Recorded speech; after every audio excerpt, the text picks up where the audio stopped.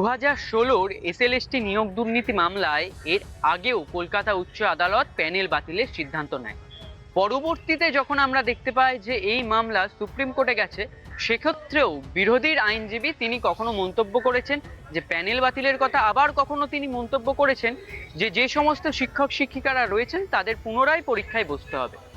তবে যে সমস্ত শিক্ষক শিক্ষিকারা যোগ্য অযোগ্যের পৃথকীকরণের দাবিতে ওয়াই চ্যানেলে বিগত কয়েকদিন ধরেই অবস্থান করছেন, তারা এই মন্তব্যকে কিভাবে দেখছেন?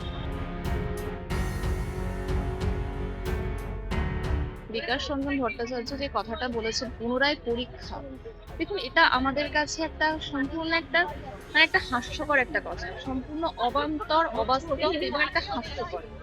এটা কিভাবে ব্যাখ্যা দেবো বলুন, এটা উনি কিভাবে বললেন আমি জানি না। নতুন করে পরীক্ষা, আমাদের এই প্যানেলে কত ইন সার্ভিস আছেন এবং এমন অনেক আছেন যারা আপনার অনেক গভর্নমেন্ট জব ছেড়ে এখানে এসেছেন। আমরা 6 বছর ধরে চাকরি করছি, অনেকে আছেন যারা 10 বছর 15 বছর চাকরি করছেন, তারা আবার পরীক্ষা দেবেন। এটা কোনো বাস্তবসম্মত কথা হলো আদৌ? এটা কোনো অভূতপূর্ব একটা কথা, কি বলবো, এটা যথেষ্ট হাস্যকর। শকুনের অভিশাপে তো কখন গরু মরে না।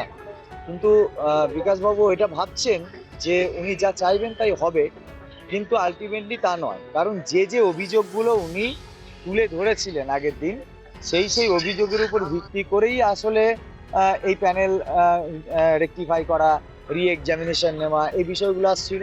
তো প্রথমত সেগুলো যথার্থ নয়, সেগুলো সত্য নয়, সর্বৈব সত্য নয়।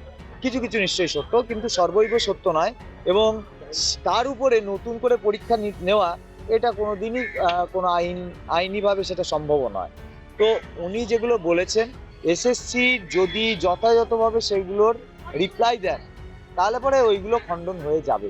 আমাদের যদি উনি আবার পরীক্ষা দেওয়ার কথা বলেন, তাহলে ওনার এই আইনজীবী হওয়ার জন্য উনি যে পরীক্ষা দিয়েছেন এর আগে, তাহলে তাকেও সেই পরীক্ষাটা দিতে হবে।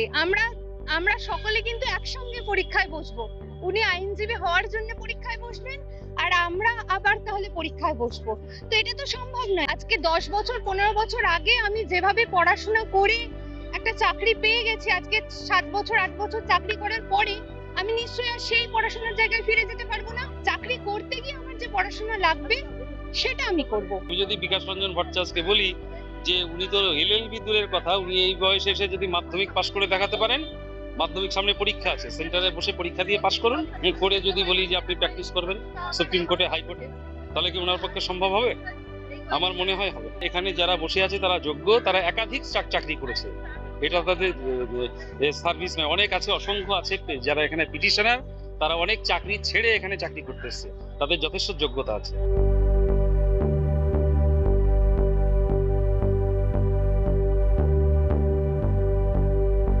এগুলো চটকদারি মন্তব্য, এগুলোর কোনো যৌক্তিকতা নেই। যখন ভোট হয়, ভোট হওয়ার সময় যখন রিগিং হয়, সবাই তো জানে রিগিং হচ্ছে, তো সেই ভোট কি আবার পুনরায় হয়? কখনোই হয় না।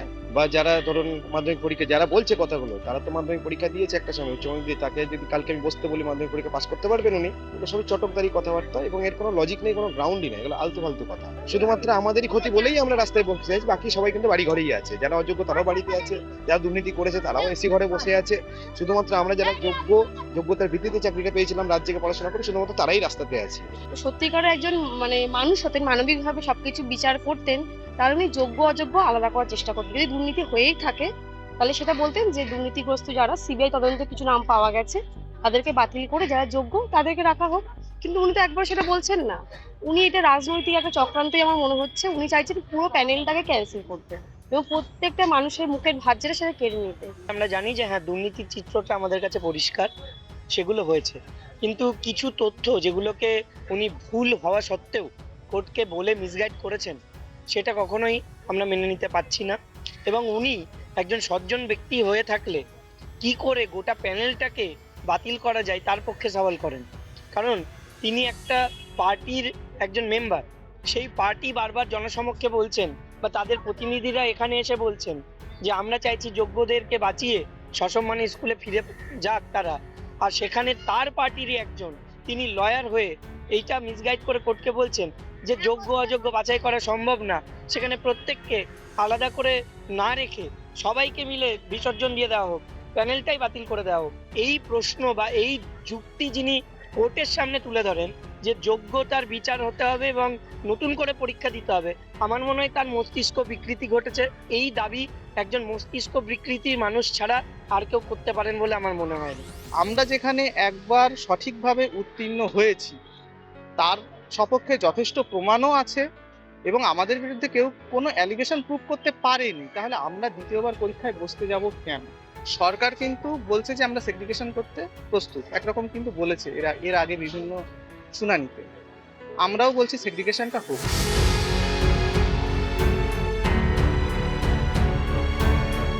সুপ্রিম কোর্টের গত শুনানিতে যে মন্তব্য বিরোধী পক্ষের আইনজীবী করেছেন তার পরিপ্রেক্ষিতে তারা জানাচ্ছেন এর আগেও তারা পরীক্ষা দিয়ে তবেই শিক্ষাক্ষেত্রে নিয়োজিত হয়েছেন।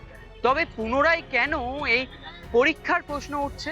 আবার তারা এটাও জানাচ্ছেন যে যদি এই পরীক্ষা দিতে হয় তাহলে কোথাও গিয়ে কি দুর্নীতি মুক্ত করতে গিয়ে ফের দুর্নীতিকেই প্রশ্রয় দেওয়া হচ্ছে? এখন এটাই সব থেকে বড় প্রশ্ন হয়ে উঠছে তাদের কাছে। ক্যামেরায় অশোকের সাথে অর্ঘজিতের রিপোর্ট, এস নিউজ।